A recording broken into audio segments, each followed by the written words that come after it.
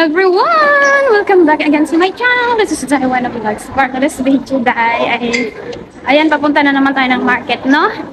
So, ito na yung ating routine, eh.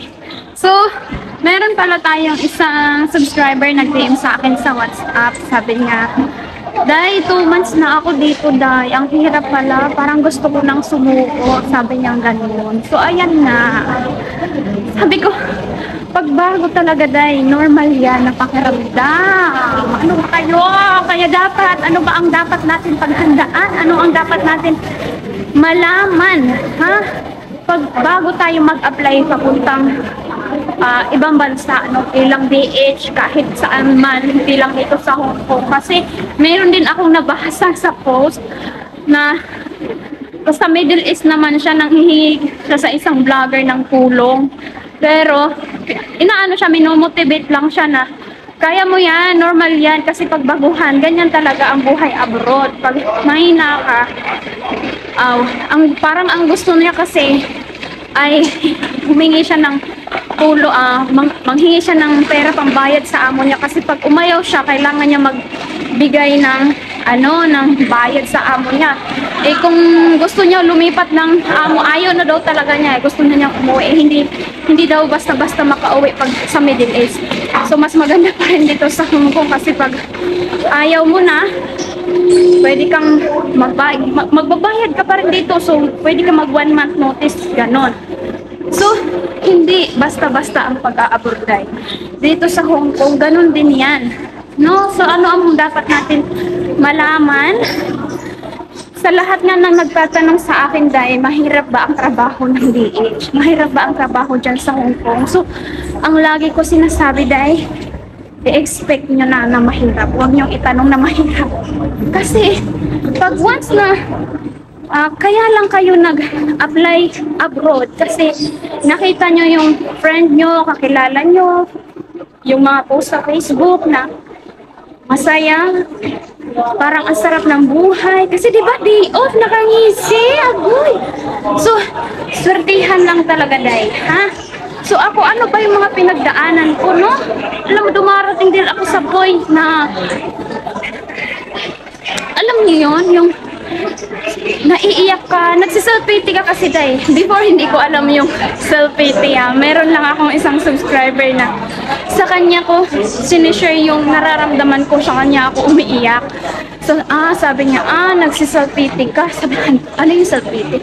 Yung naaawa tayo sa sarili natin. Kasi minsan, Day, akala natin, tayo na yung pinakakawawa. Akala natin, bakit ako ganun? Lagi kasi natin nakukompare yung sitwasyon natin sa mas lamang sa atin. So, kalaunan yan, Day, try mong tingnan yung sitwasyon mo sa mas nakakaawa pa sa'yo. Masasabi mo, ay, swerte pa pala ako. So, ganun ang ginawa ko, Day. Okay lang yan, Day. Sabi ko, okay lang yan na ilabas mo, iiyak mo. Ang importante din sa atin na bilang OFW dito, meron tayong mapaglabasan. Yung mapagsabihan ng mga hinanaing natin. Kasi kahit magsabi tayo sa family, hindi naman nila alam yun, eh. Hanggang, uwi ka na, ganyan. Ganun na yung asawa ko, uwi ka na. Uwi ka na kung hindi mo na talaga kaya. Ganun lang yung asawa ko. Pero ako mismo, alam mo yun, kung suko ko na din ako. Pero, pag naiyak ko na yan, Day, then matatanong ko na naman sa sarili ko, bakit ako nag-abroad? Diba gusto ko magkaroon ng bahay? So, pag uuwi ako, Day, yung pangarap ko na bahay, hanggang pangarap na lang talaga, diba? So, pag gumaan na kasi yung nasa dibdib mo, nailabas mo na. So, ang laki din ng tulong ng YouTube ko, Day. Through live, may nakakausap ako na nagbibigay din ng advice. Din yung mga OFW na din na nandito sa Hong Kong, nag-share din sila. Uy, sabi ko, mas swerte pa pala ako, di ba? So, na-compare mo yung, yung sarili mong sitwasyon. Sabi ko, uy, swerte pa pala ako. So, laban ulit. Kasi yung pangarap mo ba, na, ay, hindi pwede. Sasabihin ko yung sarili ko. Day, pag mag-inarte ka ba, Day? Ang pangarap ng bahay, hanggang pangarap na lang talaga. Ganyan yung ginagawa ko, Day. Okay, normal yung Wait lang day ha, mag-market muna tayo. So, ito yung pamimilhin natin today. Onion 3, pumpkin 15 to 20, tomato 6, sigwa 3, frozen meat, chicken wing 15, pork 35, chicken chop 2. Sigwa 3. Sigwa. Tomato 6. Maganda yung tomato nila ngayon, day.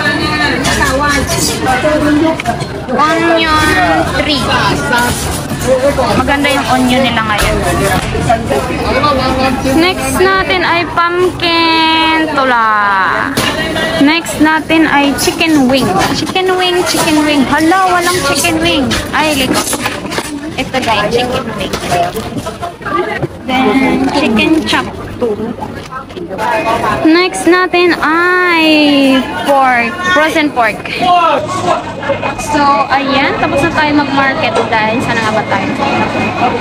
So, ang tips ko sa mga baguhan na nagbabalak mag-apply dito. Kadalasan kasi yung mga umaayaw ay okay yung buhay nila sa Pinas. So, pag-iisipan nyo mabuti kung okay naman yung buhay ninyo. Pag-iisipan nyo mabuti. May isang subscriber din ako, teacher siya. May business naman sila sa Pinas. So, ayun. Homesick, yan, number 1 na kalaban ng mga OFW yan. So, pag-isipan nyo mabuti dahil, ha? Pero tulad sa akin na no choice, hindi magtiis traffic hindi magtiis dahil tayo lang din talaga makakatulong ng sa sarili natin dito sa abroad. So, yun nga. Sabi ko nga dati, pag umaabot ako sa point na, alam mo yun, sumusuko ka na, bakit ganito, ganyan? Kasi yung asawa ko, ganun nga siya.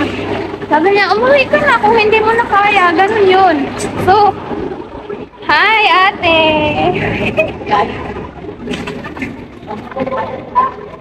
Mahulog yun ko dirite.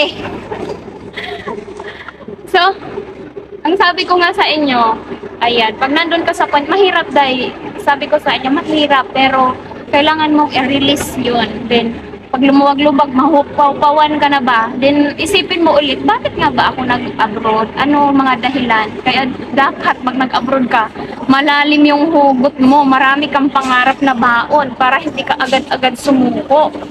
Diba? So ako, wala pa pala akong bahay. Sabi ko ganyan. Yung pangarap kong bahay, hanggang pangarap na lang talaga yon. Kasi napaka-supportive ng asawa ko. Uy ka na. Alam ko naman na ako pa din yung mai-stress doon sa amin dahil ako pag walang pera, mainit ulo ko. Damay lahat. Kasi, alam mo yung partner mo, yung asawa mo, chillax. Kumbaga, ang lagi niyang katwiran, problema na nga, problemahin mo pa. Ako hindi, ako ganun. Ako nag-overthink ako lagi, ako na-stress. So, logi ako, sabi kong ganyan. So, nung nandito na ako sa abroad, kalmado na yung isip ko kasi, alam mo yon, hindi ka na lagi nangangamba na, bukas may kailangan bayarin, saan naman tayo na ganyan. Alam mo yon, every kilos mo pera naman din ngayon, napakamahal na ng bilihin din sa Pinas. So, malaking tulong talaga sa akin yung abroad din.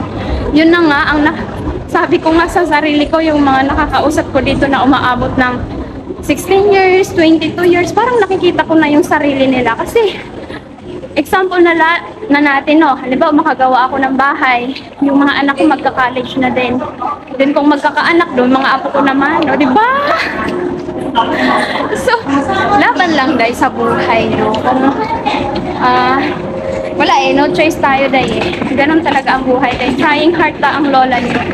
So, ayan lang for today's video dahil kung nagustuhan mo ang video na to, don't forget to like and subscribe my channel. See you next vlog. Bye-bye!